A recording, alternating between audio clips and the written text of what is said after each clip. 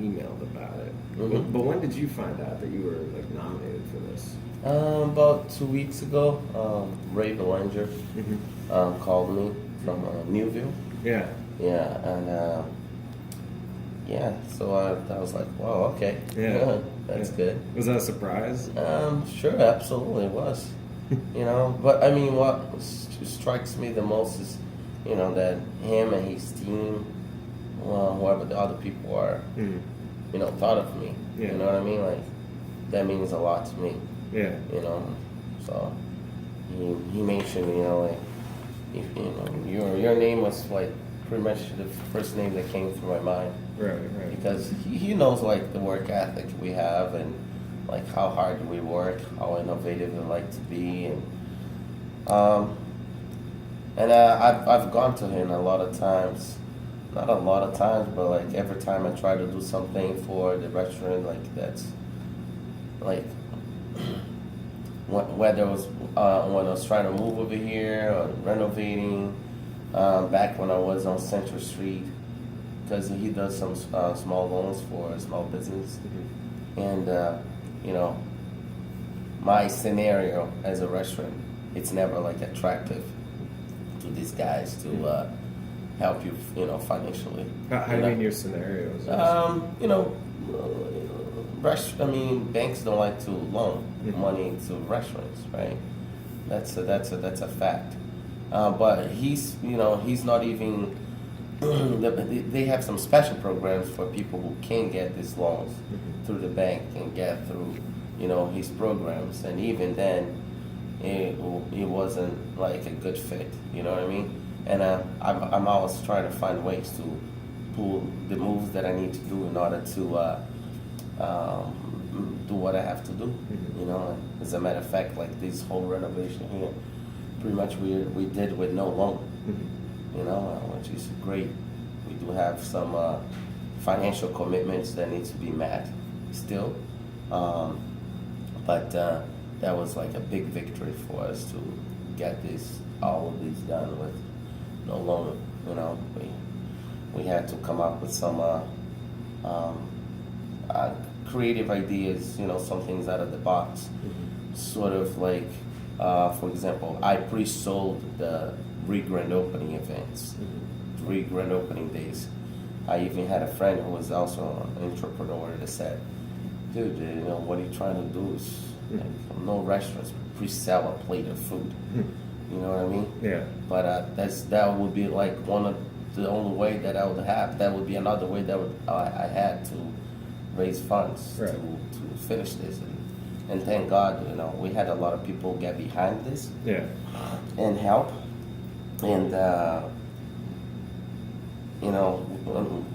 our mind is always working like how we going to make this happen.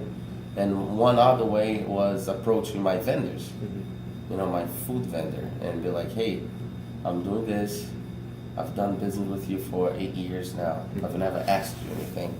I'm asking to buy like 20 tickets, like somebody like Cisco. Yeah. I would assume that 20 tickets is nothing. They give it to their executives, to salespeople, and whatnot. Yeah. But what I found out was that the people were the people that really helped. Yeah. These big guys, they didn't help. Very few, and they're the ones most benefited from this.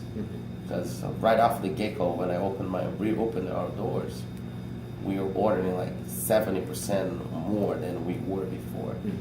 Wow. So we pretty much more than doubled what we were doing before the renovation. Like in terms of like the number of people. Yeah, coming in in the number restaurant? the volume sales. Really? Yeah. Wow. Yeah. That's good. And yeah, I wanna jump back to the beginning. When did it was 8 years ago that you guys opened? 2009. Yeah, 2009. 2009. Yeah. Okay. And you'd been on Central Street. Central Street. And then you moved here. When did you move here? 2016. Oh boy, 2016 or 2016?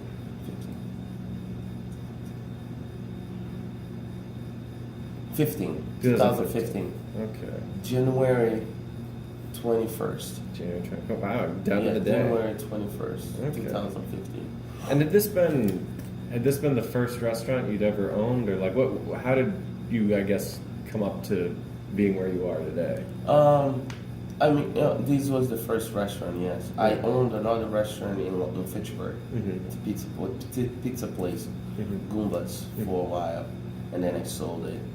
I was spreading myself way too thin, having two places, and I wanted to focus on this because that was like my baby and whatnot. Yeah, yeah. And you know, I had been in the restaurant industry for 15, 16 years now. When I first started doing restaurant in the restaurant industry, I actually started doing like roll-ups, you know, like a fork and knife, and you know, sat at a table like Oh, this. really? Just like doing the table Yeah, service. and you know, doing roll-ups all day. How know, old like were you when you were doing that? I was 19. 19. Yeah. Okay. So really, like your whole career has just been in that was when I restaurants. came. Yeah, when I came from Brazil. Yeah. And the funny thing about this is that my cousin worked at this restaurant, and I used to go, you know, pick him up, you know, every night. Right, and right. every night that I would go over there, I would fill out an application, talk to the manager. Really? So the manager was like, "This kid's costing me more money in the application. I'm just gonna hire him."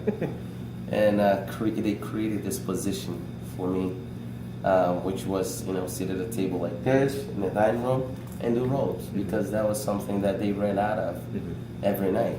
Every night they ran out of rolls, and at the end of the night, the servers would have to do roll-ups for their side work. They all hated doing it. Right. So why not, you know, just, you know, tipped me out like $5, you know, at the end of the night, and they didn't have to do it. Right. So But you it was got a good deal for them. Yeah, and it's a job. Yeah. So that's how pretty much like it started. That's cool. And when did you move to the U.S.? 2001. 2001. All right. So what made you want to come here? Just My cousin lived here. okay. Yeah. And In Munster? Or? no, lived in Framingham. Framingham. Okay. Framingham. I'll say this in interviews now, but my parents deported me from Brazil. Really?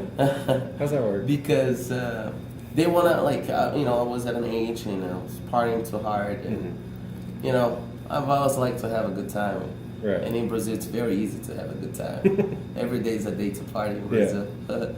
And you know, when I was like 18, you know, I was hanging out with, you know, my friends and having a good time, and they wanted to take me away from that. And I you know, so my cousin lived here, so they contacted my cousin. It's like, hey, listen, we're shipping him over there.